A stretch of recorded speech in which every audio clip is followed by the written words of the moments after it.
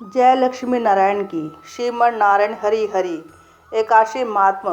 पुत्रदा एकादशी, श्रावण शुक्ल पक्ष। धर्मराज युधिष्ठिर बोले कि हे भगवान, अब आप मुझे श्रावण माह के शुक्ल पक्ष की एकादशी की कथा सुनाइए। इस एकादशी का नाम तथा इसकी विधि क्या है, सो सब कहिए। श्री मधुसूदन बोले कि हे राजन, अब आप शांतिपूर्वक श्रावण माह के शुक्ल पक्ष की एकादशी कथा सुनिए। इस कथा के श्रवण मात्र से ही वाजपेय यज्ञ का फल मिलता है। द्वापर युग के प्रारंभ में महिष्मती नाम की नगरी में महीजीत नाम का एक राजा पुत्रहीन था। वह सदैव चिंताग्रस्त रहता था। उसे वह राज्य दुखदायी प्रतीत होता था, क्योंकि पुत्र के बिना इस लोक और परलोक दोनों में सुख नहीं मिलता है। राजा ने पुत्र की प्राप्ति के लिए बहुत यत्न किए, परंतु वह निष्फल गए। जब वह राजा वृद्ध होने लगा तो उसकी चिंता भी बढ़ने लगी। एक दिन उस राजा ने प्रजा को संबोधित करके कहा कि मैंने ना तो अपने जीवन में पाप किया है और ना अन्यायपूर्वक प्रजा से धन एकत्र किया है। ना मैंने कभी देवता और ब्राह्मणों का धन छीना है और ना किसी की धरोहर ली है।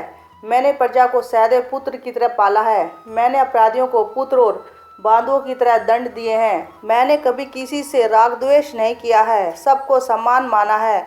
इस प्रकार धर्मयुक्त राज्य करने पर भी मैं इस समय महादुख पा रहा हूँ। सो इसका क्या कारण है, मेरी कुछ भी समझ में नहीं आ रहा है। राजा महीजीत की इस बात को विचारने के लिए मंत्रीगण आदि वन को गए। वहाँ वन में जाकर उन्होंने बड़े बड़े मुनियों के दर्शन किए। उस स्थान पर वे वयोवृद्ध और धर्म के ज्ञाता महर्षि को यथा योग्य प्रणाम किया और उनके सम्मुख बैठ गए और उनसे विनय करने लगे कि हे देव, हमारे अहोभाग्य हैं कि हमें आपके दर्शन हुए। इस पर लोमश ऋषि बोले कि हे ब्राह्मणों, आप लोगों की विनय तथा आपके सद्व्यवहार से मैं अत्यंत प्रसन्न हूँ। अब आप मुझे अपने आने का कारण बतलाइए। मैं आपके कार्य को अपनी शक्ति के अनुसार अवश्य पूरा करूँगा, क्योंकि हमारा शरीर ही परोपकार के लिए बना है, इसमें किंचित मात्र भी संदेह नहीं है। लोमस ऋषि के ऐसे वचन सुनकर सब मंत्रीगण बोले कि हे महर्षि, आप हमारी समस्त बातों को जानने में ब्रह्मा से भी अधिक हैं। महिष्मती नाम की पुरी में एक महीजीत नाम का धर्मात्मा राजा है। वह प्रजा का पुत्र की तरह धर्मानुसार पालन करता है, परंतु फिर भी पुत्रहीन है। इससे वह अत्यंत दुखी रहता है। हम लोग उस राजा की प्रजा हैं। प्रजा का यह कर्तव्य है कि राजा के सुख में सुख माने और दुख में दुख माने। हमको उसके पुत्रहीन होने का अभी तक कारण प्रतीत नहीं हुआ।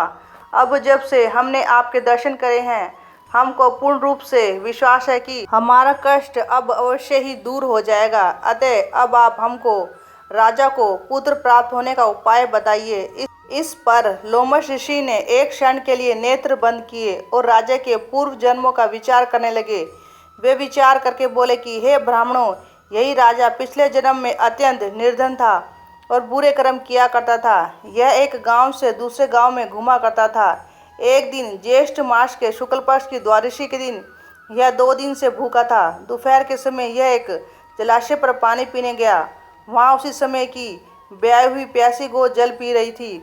राजा ने उसको प्यासे ही हटा दिया और स्वयं जल पीने लगा। हे ब्राह्मणों, इसलिए राजा को यह दुख भोगने पड़ रहे हैं। एकादशी के दिन भूखा रहने से उसको राजा होना पड़ा और प्यासी गौ के हटाने से पुत्र के वियोग का दुख भोगना पड़ा। इस पर सब लोग बोले कि हे महर्षि, शास्त्रों में ऐसा लिखा है कि पुण्य से पाप नष्ट हो जाते हैं, इसलिए कृपया करके आप राजा के पूर्व जन्म के पाप नष्ट होने का उपाय बतलाइए, क्योंकि इस पाप के क्षय होने से पुत्र रत्न की उत्पत्ति होगी। ब्राह्मणों के ऐसे वचनों को सुनकर लोमश ऋषि बोले कि हे ब्राह्मणों, यदि श्रावण माह के शुक्ल पक्ष की पुत्रदा एकादशी को तुम सब लोग व्रत करो और रात्रि को जागरण करो और इस व्रत का फल राजा को प्रदान कर दो, तो तुम्हारे राजा को पुत्र रत्न प्राप्त होगा। मंत्रियों सहित समस्त प्रजा महर्षि लोमश ऋषि के वाक्यों को सुनकर प्रशंसा पूर्वक अपने नगर को वापस आई और उन सब लोगों ने श्रावण मास के शुक्ल पक्ष की पुत्रदा एकादशी को लोमश ऋषि की आज्ञानुसार विधि पूर्वक व्रत किया और द्वादशी को उसका फल राजा को दिया। उस पुण्य के प्रभाव से रानी ने गर्भ धारण किया और 9 महीने पश्चात उसने एक अत्यंत तेजस्वी पुत्र रत्न उत्पन्न हुआ। हे राजन, इसलिए इस एकादशी का नाम पुत्रदा एकादशी पड़ा। जो मनुष्य पुत्र रत्न को प्राप्त करना चाहते हैं, उन्हें इस एकादशी का विधि पूर्वक व्रत करना चाहिए। इस व्रत के प्रभाव से इस लोक में सुख और परलोक में स्वर्ग मिलता है। कथा सार, पाप करते समय मनुष्य नहीं सोचता कि यह क्या कर रहा है, किंतु शास्त्रों से विदित होता है कि व्यक्ति का छोटा सा पाप भी उसे महान कष्ट भोगने को विवश कर देता है। अतः मनुष्य को पाप से डरना चाहिए, क्योंकि पाप नामक यह राक्षस जन्म जन्मांतर तक उसका पीछा नहीं छोड़ता। व्यक्ति को चाहिए कि सत्यव्रत का पालन करते हुए ईश्वर की प्रति पूरी निष्ठा रखे और यह बात सदैव याद रखे कि किसी के दिल को दुखाने से बड़ा दुनिया में कोई पाप नहीं है।